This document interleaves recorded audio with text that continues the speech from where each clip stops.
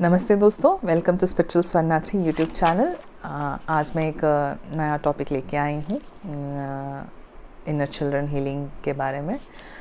Before मैं आगे बढ़ूँ, मैं अपने सारे सब्सक्राइबर्स को थैंक्स कहना चाहती हूँ। मेरे सारे वीडियोस आप अच्छी तरह से देख रहे हैं और अच्छे अच्छे कमेंट्स लिख रहे हैं जो मुझे बहुत पसंद आ रहे हैं एंड आपकी सजेशंस भी बहुत वैल्यूएबल हैं। तो मैं जब भी हो सकेगा मैं बना रही हूँ वीडियोस और आपसे शेयर कर पाऊँ मैं अपनी नॉलेज को। और जो नए सब्सक्राइबर्स हैं जो आज मेरा ये चैनल देख रहे हैं, तो प्लीज़ आप लाइक कीजिएगा और पूरा वीडियो वॉच कीजिए और मेरे बहुत सारे स्पिरिचुअलिटी एंड हीलिंग पे जो भी वीडियोस हैं आप ज़रूर देखिएगा। और आपको लगता है कि किसी की मदद करेगा तो ज़रूर आप उन सबसे शेयर कीजिएगा, ठीक है। तो आज का मेरा जो टॉपिक है इनर चिल्ड्रन के बारे में था। इनर चाइल्ड क्या होता है, आपने सुना ही होगा साइकोलॉजी के टर्म से। मैं बताना चाहती हूँ इनर चाइल्ड क्या होते हैं और ये कैसे क्रिएट होते हैं और इसको कैसे हील किया जा सकता है। मैं पूरा इस पे वीडियो बना रही हूँ तो आप पूरा देखिएगा, ठीक है। इनर चाइल्ड वो होता है, वो आप ही का एक ऐसा अंश होता है जो किसी एक्सपीरियंस या ट्रॉमा में फंसा हुआ है, आप ही की एनर्जी जो स्टक है, ठीक है। तो इसको समझने के लिए मैंने एक छोटा सा डायग्राम बनाया है, आपको मैं शेयर करना चाहूँगी।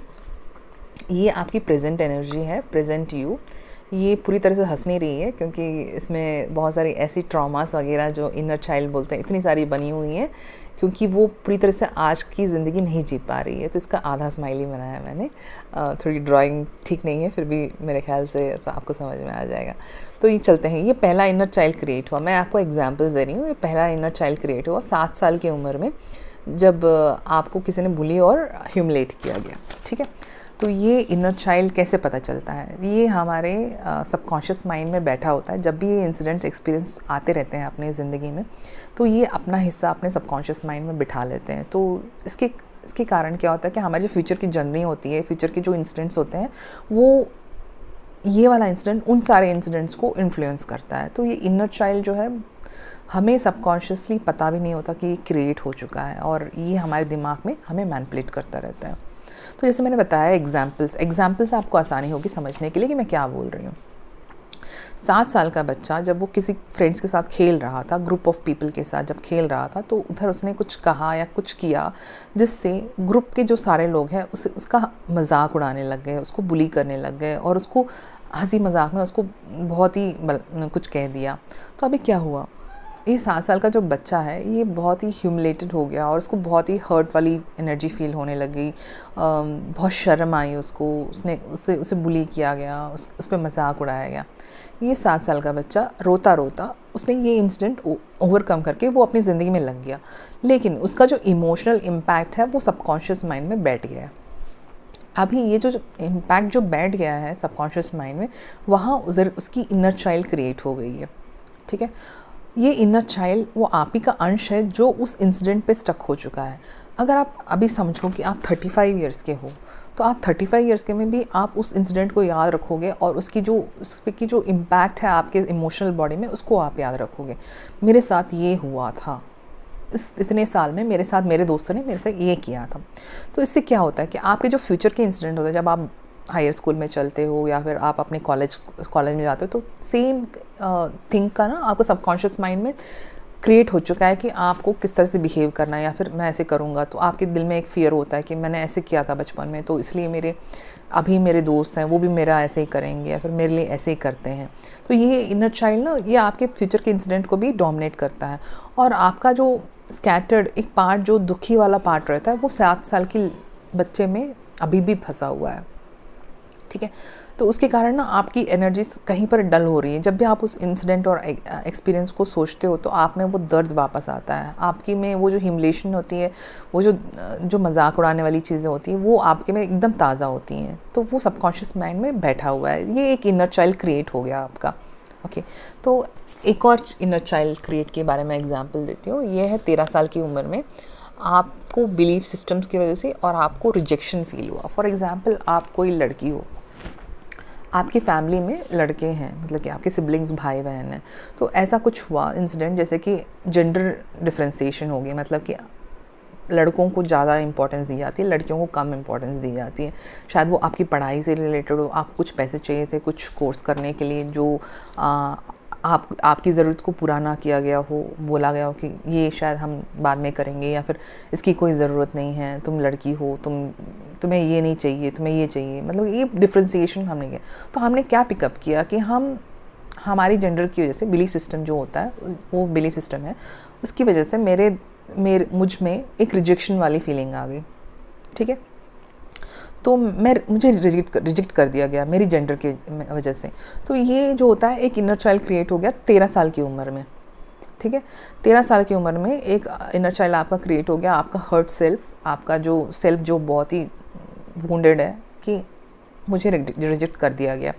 इसको लेके आप आगे भी कैरी करेंगी, मतलब आपके कॉलेज के डेज में भी आपको ये फीलिंग रहेगी कि बैक ऑफ द माइंड कि मेरे साथ ऐसा हुआ था। तो उसके बेसिस पे आप अपना करोगे, आप डरोगे, आपको लगेगा कि मुझे रिजेक्ट कर दिया जाएगा, मेरी आवाज़ को दबा दिया जाएगा।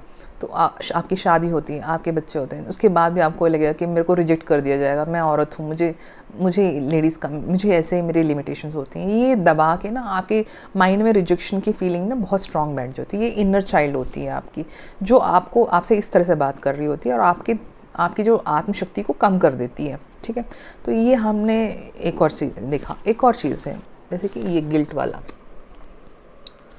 इनर चाइल्ड 16 की एज को, इसमें क्या गिल्ट वाली फीलिंग है। सिबलिंग्स का एग्जांपल दिया है मैंने। तो ये क्या है, मतलब जब आपको 16 साल के थे तो आपने कुछ कर दिया कि आपके भाई या बहन गिर गए और उनको बहुत ज़ोर से चोट लगी। ठीक है, लेकिन आपने आपके पेरेंट्स से ये कहा कि मैंने नहीं गिराया, फिर आपने झूठ कह दिया कि वो अपने आप गिर गया, जो भी है, लेकिन आपको दिल में पता था कि आपकी वजह से उसको बहुत चोट लगी है। तो ये आपकी गिल्ट फीलिंग हो गई, आपने दिल में रख दिया कि माइंड में कि मेरी वजह से ये सब हुआ और मैं अपने मम्मी पापा को बता नहीं पा रहा हूँ, गिल्ट फीलिंग बैठ गई। तो ये जो गिल्ट वाली फीलिंग है, ये आपके एक्सपीरियंस 16 साल की है, एंड ये एक इनर चाइल्ड क्रिएट हो चुकी है आपके माइंड में गिल्ट में। ठीक है, तो ये एक और इनर चाइल्ड जो है, उससे आगे की फ्यूचर में भी आपको बार बार वो याद आता रहेगा, वो सिचुएशन। इस तरह से हमारे ज़िंदगी में बहुत सारी इनर चाइल्ड क्रिएट हो जाती हैं, इनर चाइल्ड की फिर इनर चाइल्ड क्रिएट हो जाती हैं। तो ये बहुत कॉम्प्लिकेटेड है, तो हमें अपनी अवेयरनेस को बढ़ा के उस इनर चाइल्ड पे लेके जाना पड़ेगा और उस स्कैटर्ड पार्ट को हील करना पड़ेगा। ये ट्विन फ्लेम जर्नी में या फिर स्पिरिचुअल जर्नी में बहुत ही इंपॉर्टेंट है, क्योंकि हम अपनी जर्नी को यहाँ स्पिरिचुअल जर्नी को आगे लेने आए हैं। हम इस बॉडी में एक स्पिरिचुअल एक्सपीरियंसेस के लिए आए हैं। तो ये ह्यूमन बॉडी हमारे लिए लिमिटेड टाइम के लिए अपने स्पिरिचुअल एक्सपीरियंसेस सीखने के लिए मिली है। तो जब ये सब सारे इंसिडेंट्स हो रही हैं, इसका जो हम इम्प्रेशन हमारे सबकॉन्शियस माइंड में बैठा हुआ है और जो इनर चाइल्ड जो क्रिएट होती जा रही है, वो आप ही का छोटा वाला अंश उस सिचुएशन या एक्सपीरियंस में बैठा हुआ है। जैसे कि किसी की लव्ड वन की डेथ हो जाती है, जैसे किसी की मदर की डेथ होती है, या फिर किसी के भाई या बहन की डेथ होती है, तब भी क्या होता है कि ना हमारा एक पार्ट उस एक्सपीरियंस, उस ट्रॉमा में अटक जाता है और उससे हम बाहर नहीं निकल पाते, लेकिन वो हमें बार बार याद आता रहता है, हमारी एनर्जी खींचता जाता है उस तरह की। ठीक है, तो ये हमारी एनर्जी जो है हमारे इन सब चीज़ों में फंसी हुई होती है, तो हम 100% प्रेजेंट में नहीं रह पाते हैं।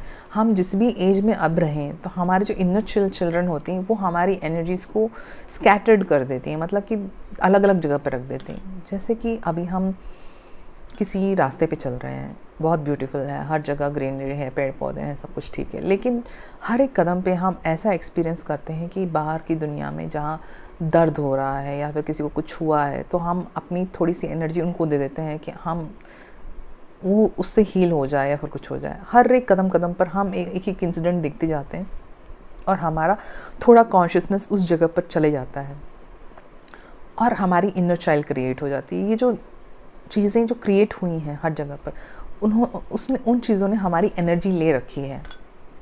तो हम 100% तो प्रेजेंट में नहीं रह सकते ना, क्योंकि हमारे जो एनर्जी का जो सोर्स, हमारी खुद की जो सोल की जो सोर्स है, उसमें से हमने बहुत सारी चीज़ों को स्कैटर कर दिया है। तो जब हम स्पिरिचुअल जर्नी में चलते हैं, तो हमें इन सब स्कैटर्ड सेल्फ्स को, अपने खुद के छोटे छोटे अंश को जो भी हमने स्कैटर किया है, उसको हमें पिकअप करना है और उसको हमें हील करना है। जब हम हील करते हैं, हम प्रेजेंट में 100% में रहते हैं। जब हम 100% प्रेजेंट में रहते हैं, हमारे लिए आगे की जर्नी बहुत आसान होती है। ऐसे ही होता है कि ये जो फीलिंग्स होती हैं, ये जो सबकॉन्शियस माइंड होती है, ये हमारे डीप डीएनए लेवल में भी बैठ जाती हैं। तो ये हमारे लाइफ को डेफिनेटली इम्पैक्ट करती हैं और हमारे सोल जर्नी को भी इम्पैक्ट करते हैं, क्योंकि इसी के जो एक्सपीरियंस के बेसिस पे हमारे फ्यूचर के इवेंट्स भी हम अट्रैक्ट करते हैं। तो लॉ ऑफ अट्रैक्शन भी बेस्ड ऑन हमारे एक्सपीरियंस के हिसाब से होती हैं। हमें डर लगता है कि अगर हमने कुछ कह दिया ग्रुप में तो हमें मुझे बुली किया जाएगा, अगर मैं कुछ कहता हूँ तो मुझे रिजेक्ट किया जाएगा, या फिर मुझे गिल्ट है इस बात का। तो ये सारी चीज़ें हमारी प्रेजेंट अवेयरनेस को भी इम्पैक्ट करती हैं, एज वेल एज हमारे जो फ्यूचर की जो क्रिएशंस होती हैं, जो मैनिफेस्टेशन होती हैं, उस पर को भी इम्पैक्ट करती हैं। तो इनका हील होना बहुत ज़रूरी है। इनको आप कैसे हील कर सकते हो? खुद अपनी अवेयरनेस को लेके जा सकते हो। मेडिटेशन के टाइम पे आप जाके देख सकते हो कि आपकी कौन कौन सी इनर चाइल्ड या कौन कौन से एक्सपीरियंस एंड ट्रॉमास हैं जो आपको इस लोअर इमोशंस पे लेके आती हैं। आप ऐसे कर सकते हो। या फिर बहुत बार ऐसा होता है कि हम आइडेंटिफाई नहीं कर पाते हैं, खुद की इमोशंस को हम देख नहीं पाते हैं। तो क्या होता है कि हमें थेरेपिस्ट या हीलर्स की हेल्प ज़रूरत पड़ती है, या कुछ टूल्स एंड टेक्निक्स की ज़रूरत पड़ती है जिससे हम खुद को पहचान पाएँ और खुद के जो ये स्कैटर्ड एनर्जीज़ है ना, जहाँ जहाँ फंसी हुई हैं अपनी एनर्जी, उसको वापस हम अपने प्रेजेंट सेल्फ में इंटीग्रेट कर पाएँ, ताकि हम खुद हैप्पी रह पाएँ। ठीक है, तो ये था। और क्यों करना चाहिए हमें?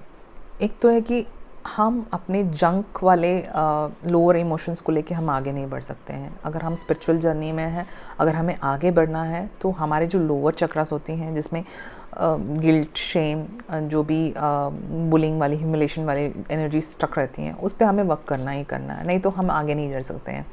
तो ये बहुत इम्पॉर्टेंट है कि आप इन सब चीज़ों को हील करो और आगे बढ़ो, तभी आपकी एनर्जी ना हार्ट चक्र से ऊपर जा पाएगी, अपर चक्र को छू पाएगी, आप दूसरे एस्ट्रल ट्रैवल्स जा सकोगे, या फिर आपकी डीप मेडिटेशंस होंगे। नहीं तो क्या होता है कि ना आप रिलीज़ नहीं करोगे, आप उसको आइडेंटिफाई नहीं करोगे, आप उसको हील नहीं करोगे, तो आप आगे कैसे जाओगे? आगे तो आपको जाने नहीं देगा, क्योंकि आप लोअर डेंसर एनर्जी से ही भरे पड़े होगे। ठीक है, तो आपको ये इनर चाइल्ड हीलिंग करनी पड़ेगी। ठीक है, और ये अपनी जंग जो एनर्जी जो आपके डीएनए में है, वो आपको लाइट बॉडी बनने में मदद नहीं करेगी, आपकी आत्मशक्ति को वो बढ़ाएगी नहीं, वो कहीं पर ना आप उसी लोअर एनर्जीज में फंसे रहोगे। तो आपको तो ये हील करना ही है आपकी स्पिरिचुअल जर्नी में, स्पेशली ट्विन फ्लेम जर्नी में तो आपको करना ही पड़ेगा, नहीं तो आप आगे नहीं बढ़ सकते हो। आप उन्हीं गाँव से ऑपरेट करोगे जो आपके रह चुके हैं, क्योंकि अगर आप किसी और को लाइट देना चाहते हो, किसी और को हील करना चाहते हो, पहले इम्पॉर्टेंट है कि आप में जो दर्द है वो निकल जाए। अगर आपका दर्द नहीं निकला तो आप दूसरों को कैसे लाइट दे सकते हो? आप दूसरों को रोशनी कैसे दे सकते हो? समझने वाली बात है ना। तो ये कहना है कि आपको अपने आप पे वर्क करना होता है और ये सब निकालने पड़ते हैं इनर चिल्ड्रंस। ओके, और जो भी आपकी स्कैटर्ड एनर्जी है, जैसे मैंने कहा कि आप रास्ते पे चल रहे हो, हर एक एक्सपीरियंस को आप थोड़ा थोड़ा एनर्जी देते हुए चले गए, तो क्या होगा कि ना at the end of the journey जब जाओगे तो आपके पास इतनी सारे एक्सपीरियंस, इतने सारे ट्रॉमास, इतने सारे इंसिडेंट्स होंगी जहाँ आपकी एनर्जी सक हो चुकी है, तो प्रेजेंट में तो आप रह नहीं पाओगे ना, और आपकी जो आत्मशक्ति है बहुत ही कम हो जाएगी। तो 5% अगर आप अपनी एनर्जी देते जाओगे हर एक इंसिडेंट को, तो फाइनली 100% में देखो तो आपकी एनर्जी रहेगी नहीं, और अगर होगी तो बहुत लो वाइब्रेटिंग होगी। आपको उस सब एनर्जीज़ को पिक करना है जहाँ जहाँ आपने छोड़ा है, जहाँ जहाँ आपकी एनर्जी स्कैटर हुई है, उसको पकड़ना है, उसको आपको अपनी एनर्जी सिस्टम में वापस डालना है, वापस इंटीग्रेट करना है। इसको इनर चाइल्ड हीलिंग बोलते हैं। इसको आपको करना ही करना है। ओके, इससे आपकी आत्म की शक्ति बढ़ेगी, आपको आपकी लाइट बॉडी एक्टिवेशंस हाई होती जाएंगी, आपको मदद मिलेगी, आपका जो इमोशनल बॉडी है बहुत ही स्ट्रांग हो जाएगा, आप एकदम बहुत ही स्ट्रांग बन जाओगे, आपकी थर्ड आई खुलने लग जाएगी, और जो लॉ ऑफ अट्रैक्शन बोलते हैं वो आपकी मैनिफेस्टेशन होने लगेगी। जो भी आप मैनिफेस्ट करना चाहते हो वो आसानी से कर पाओगे, क्योंकि आपकी सोल की स्ट्रेंथ बहुत हाई होती है। ठीक है, तो इनका हील होना बहुत ही ज़रूरी है आपकी लाइफ को आगे बढ़ाने के लिए, specially from twin flame point of view and from spiritual person point of view. इन सब चीज़ों को आपको हील करते हुए जाना है। ठीक है, तो आपकी सोल स्ट्रेंथ बढ़ेगी और आपकी सारे इनर चाइल्ड को हील करना बहुत ही ज़रूरी है। होप आपको ये वीडियो अच्छा लगा हो। अगर आपको अच्छा लगा हो तो प्लीज़ लाइक कीजिएगा, और आपको लगता है कि इसके बारे में आपको किसी और को हेल्प करनी है, मदद करनी है, तो आप शेयर कीजिएगा इसके कैसे समझें इनर चाइल्ड क्या होता है, क्यों करना होता है इसको हील वगैरह ये सब। तो थैंक यू, आपके जो भी कमेंट्स हैं आप ज़रूर डालिएगा, और आपके सजेशंस के लिए भी very much thankful for that. तो थैंक यू वेरी मच, मिलते हैं अगले वीडियो में।